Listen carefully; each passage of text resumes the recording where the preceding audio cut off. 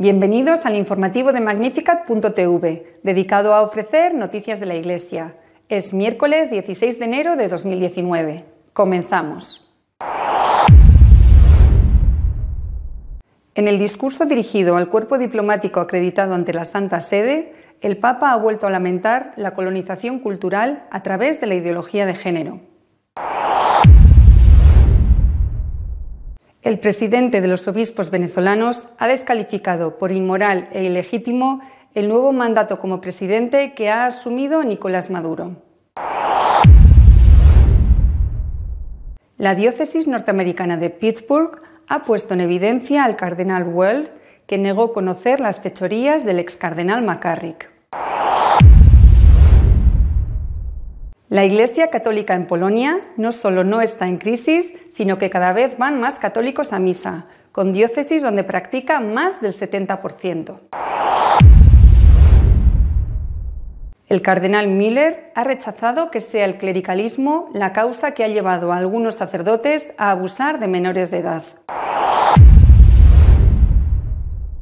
La ideología de género se ha convertido en un instrumento de colonización cultural.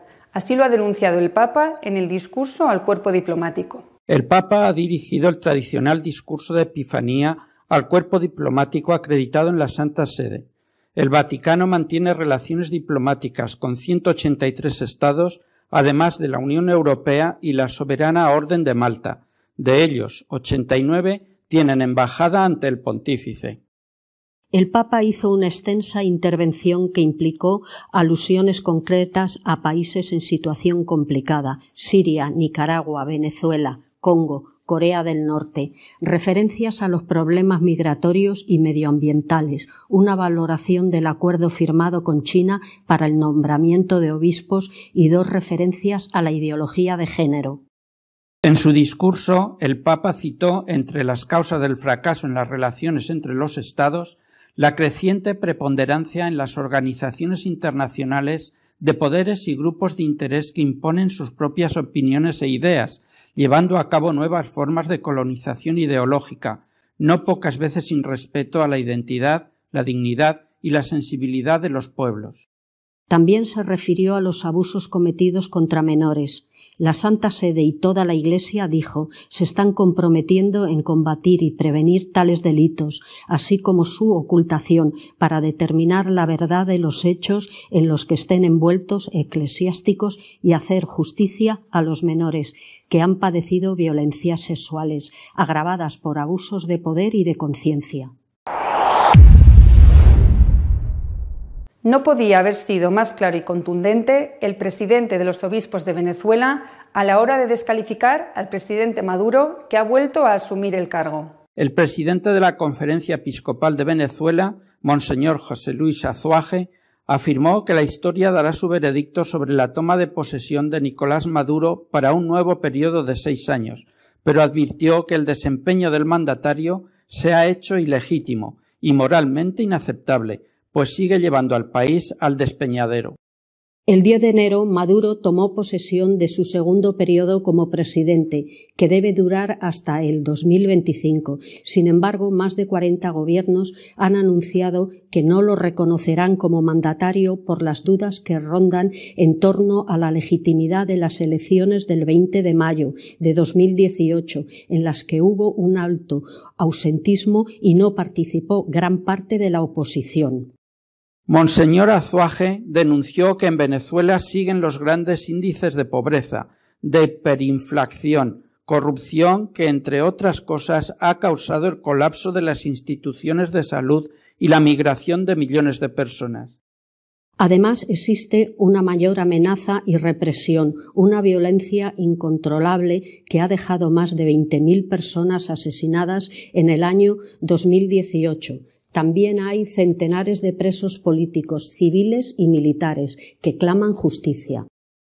El prelado también exigió que se devuelvan sus competencias a la Asamblea Nacional, cuya dirección fue confiada electoralmente a la oposición, pero que fue reemplazada por el gobierno con una Asamblea Nacional Constituyente. La diócesis de Pittsburgh ha comunicado que cuando era obispo de allí el actual cardenal Well, tuvo conocimiento de los actos inmorales del excardenal McCarrick, cosa que Whorl había negado siempre. La diócesis de Pittsburgh ha informado de que el cardenal Whorl recibió una denuncia sobre la inmoralidad del excardenal McCarrick en el año 2004. Desde que se hizo público el escándalo de McCarrick, Whorl ha asegurado que no supo de su comportamiento hasta 2018.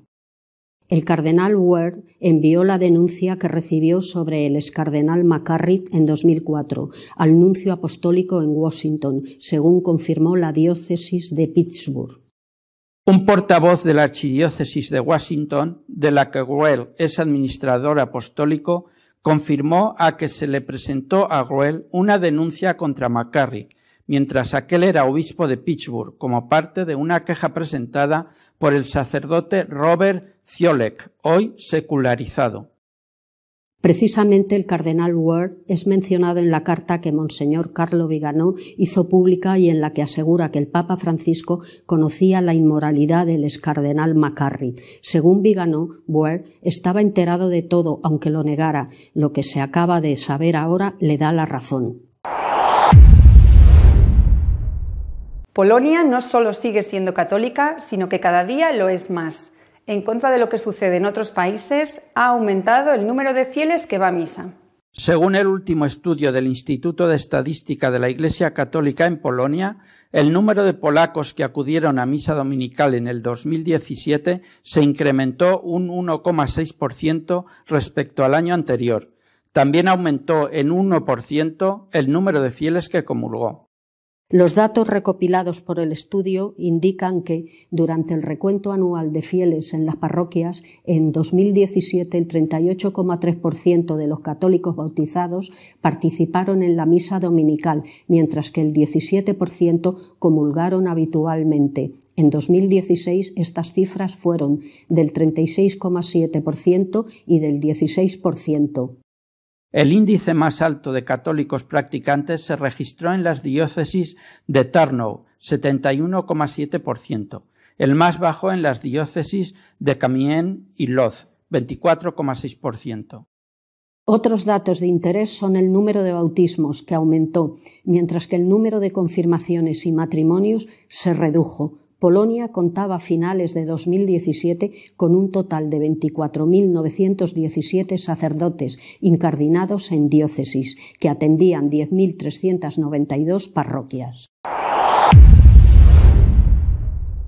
La idea de que la causa de la pederastia en el clero está relacionada con el clericalismo y los abusos de poder ha sido rechazada por el cardenal Müller. El cardenal Müller, prefecto emérito de la Congregación para la Doctrina de la Fe, ha comentado el duro rechazo a las recientes declaraciones del cardenal Brandmüller referentes a la crisis de abusos sexuales por parte de clérigos y su relación con la homosexualidad.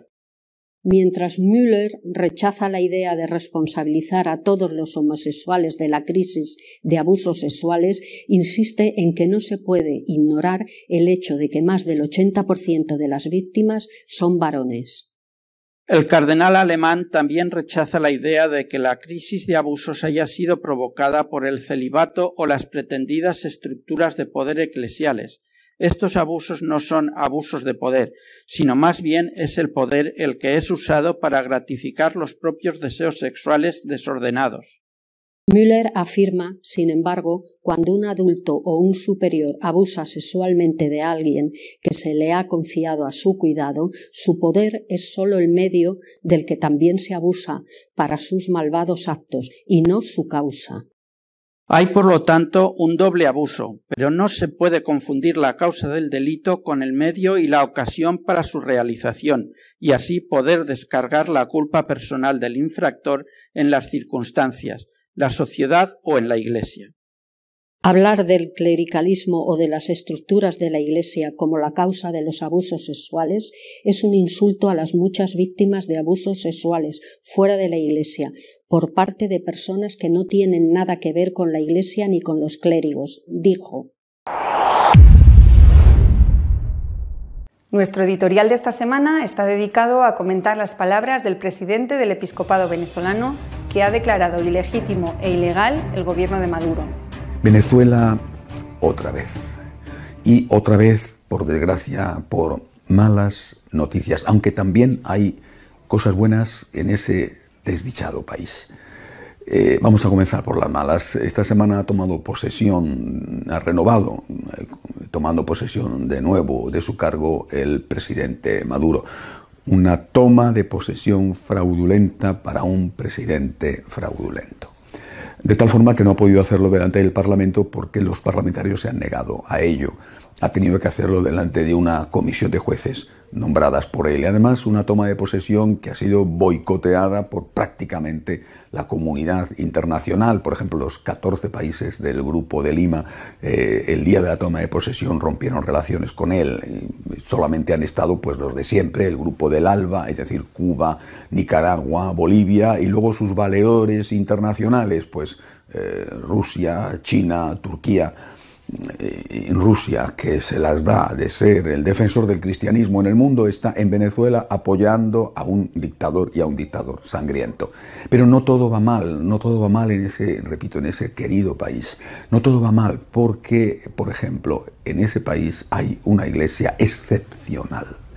Estaban reunidos los obispos en la asamblea plenaria y el presidente de la conferencia episcopal ha hecho un discurso impresionante. Ha dicho que la toma de posesión de Maduro es inmoral, es ilegítima, tal cual. Y ha dicho que si el país sigue así, lo único que va a servir es para precipitar al despeñadero a todo el pueblo venezolano. Ha recordado que este año pasado hubo 20.000 asesinatos en ese país, 20.000 asesinatos, que terminará el año 19, según las previsiones de la ONU, con 5 millones de desplazados, que la sanidad está colapsada, que la corrupción es absoluta, la inflación tiene ya cifras de 4 dígitos, es decir, es un país que no tiene sentido tal y como está funcionando y que se mantiene solo por el miedo, por el terror. En ese país, sin embargo, vuelvo a repetir, todavía la Iglesia tiene un peso, hasta el punto de que puede decir que tiene que devolverse el poder al legítimo Parlamento, a la Asamblea Nacional, y no a esa Asamblea Nacional constituyente y falsa que Maduro se ha montado.